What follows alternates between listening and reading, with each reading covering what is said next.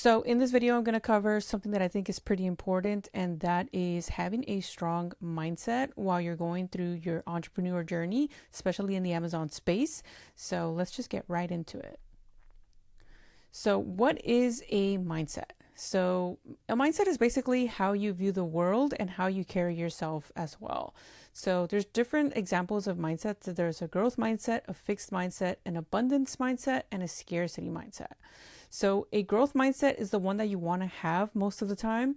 It's the person that thinks I can improve through effort and learning. You embrace challenges and you bounce back from failures quickly. So this is the top tier mindset. This is what you be in this mindset the majority of the time that you are navigating in business and in life in general. So having a fixed mindset is just thinking to yourself, like, I'm either good at it or I'm just not. Like, you don't think that you can improve. You avoid challenges and you fear failure. So this fixed mindset is something that I had for a while. I was like, I'm not really good at like skateboarding. I'll just quit. But something in me just kept me going, and I was really good at skateboarding because I had that growth mindset, like, okay, maybe I won't land the kickflip today, but I'll land it tomorrow. I'm just going to keep trying. So there's two differences here between the growth mindset and the fixed mindset. You don't want to have too much of a fixed mindset. You want to develop that growth mindset. And then we have the abundance mindset. So the abundance mindset is a really good mindset because you always think to yourself that there's more where that came from. There's enough success for everyone. You collaborate with people, you celebrate their wins, you think long term. When you have like $10 in your wallet, you think to yourself, oh, I'll just make more. My paycheck is on Friday. It's cool. I'm going to buy this Celsius. It's my last $10, but there's more where that came from. Having this abundance mindset is actually a really good mindset to have with your entrepreneur journey because it allows you to collaborate with others and celebrate wins and everything like that. Now, a scarcity mindset is probably my least favorite because you are more of like, oh, I'm down to my last $5. I think I'll just settle for Jack in the Box and I'm not gonna go to In-N-Out, even though they're kind of the same price, but you get my point, right? You want to eat the better food and to get you're trying to get the most bang for your buck with that scarcity mindset. Now, scarcity mindset is probably my least favorite because people with this mindset tend to be like penny pinchers and, oh, I have like maybe $2 left, I'm not going to buy my kids a Happy Meal type of mindset. You want to have an abundance mindset, especially in life, especially in business. You don't want to penny pinch your way through life because that's just not the right mindset. Another characteristic of this mindset is that they compete. They're like, oh, I'm better than so-and-so. Oh, so-and-so got 10K in sales. I bet you I can do 15K. Like, in a way, it could be good, but in some ways, it's also just like not good or healthy to compare yourself to others' wins. You shouldn't operate from fear, and you shouldn't compete and make everything a competition. It's better to have an abundance mindset. Now, let's get into limiting beliefs. So limiting beliefs are negative thoughts you subconsciously believe to be true, and they hold you back from taking action or reaching your full potential. So it's pretty common. I see this often. A lot of people will say, I'm not ready to start yet, or I just don't have the funds, or there's too many sellers, it's saturated, I don't have enough time, I don't have the money, oh, I don't think I can do it, I don't have the experience. This can't do mindset is limiting beliefs. Like, these have to go. You have to throw them out the window. You also have to realize when you're in this mindset and you are actually limiting your full potential of what you're actually capable of, because you're capable of anything you put your mind to. Also, when it comes to Amazon, you might be thinking, oh, I probably can't even get engaged. Is this even worth it? Like, trust me, it is worth it. And you could get engaged and you could find suppliers and you could find products. Like, I'm doing around 15 to 18K in profit every month. And that's because I put my mind to it and I didn't let anything stop me or hold me back from achieving these goals. Like, I'll give you guys an example.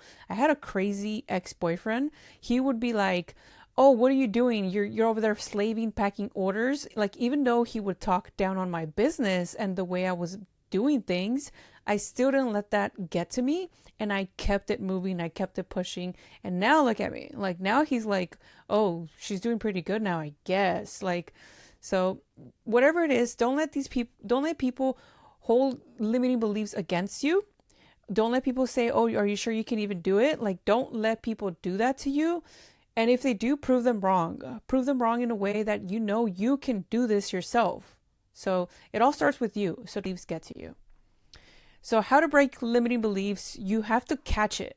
So what are you telling yourself? Like if you're telling yourself I can't do it, or you're telling yourself it's saturated, you have to catch the belief. You have to question it. Is it 100% true, or is it just out of fear?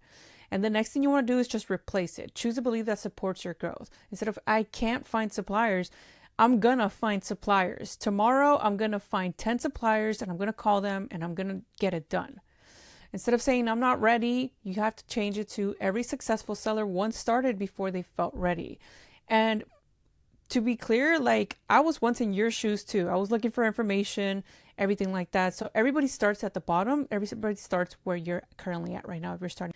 Now, navigating failure. Now, this one's important because it's a part of the process. You know, there's going to be failures, and it's not a question of when you'll hit a setback. It's a matter of when.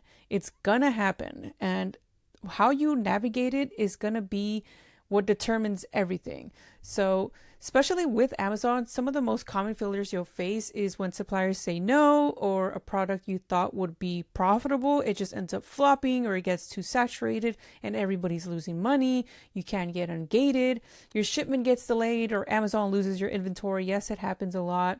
And you can't let this get to you, and it's just a setback. You'll bounce back. You'll learn from it. You'll know what went right, what went wrong, and you'll ultimately just learn from it. So most sellers will quit when they hit their first setback. Oh, I can't get ungated. I've known about sellers that literally quit as soon as they can't get ungated. And I've also seen sellers quit when they went too deep on a product and it totally tanked and they lost like $200 and they're like, this ain't for me. Like you have to be willing to lose to progress, and you have to be willing to learn from failures. So what to do when you fail? Pause the panic, zoom out. You're building a real business. It's all part of the process. Analyze exactly what happened. Was it timing? Was it research? Was it a lack of prep? Ask for support, post in the group, DM your mentor, or review a course module and see how you can do the thing better the next time. The next thing is adjust. Tweak your sourcing strategy. Maybe try a different sourcing strategy to find products that won't tank or that won't get delisted, or change your outreach script if you're not getting any supplier responses, or change your product criteria. Reapply pressure, try again with better data, stronger skill, and more grit. Ultimately, what I'm saying is don't give up. Now, accountability is the difference between I'll try to message suppliers this week and I already emailed 50. Here's what happened. It's about consistency when no one's watching. And this is huge because not every day are you going to get a pat on the back like, hey, good job, high five. It's when it's behind closed doors that the majority of the work happens that makes the most progress. So why accountability matters in Amazon FBA is Amazon doesn't babysit you. It rewards doers. So sourcing, ungating, research, and negotiations all require follow through. You have to be consistent with products. You have to be consistent with the ungating. Most people fail not because they didn't know what to do, but because they didn't do it consistently enough. And consistency is key. So here's a couple ways to stay accountable. So post your progress in the community weekly. If you got one sale, if you got one ungated, you got a supplier account open, you created your website, you listed your first product, or no matter how big or how small the win is, post it in the community. I'm sure somebody will congratulate you, or if you have any questions, you can also post it in there to hold yourself and others accountable as well. And the next thing is track your actions, not just your results. So for suppliers, you might want to keep a spreadsheet. For products, you might want to keep a spreadsheet as well to see how many products you found on those days, how much you spent on inventory. You also want to be tracking that. Another thing that you can do in this community is pair up with an accountability partner or coach. And you can definitely progress further like that is by networking in the community as well.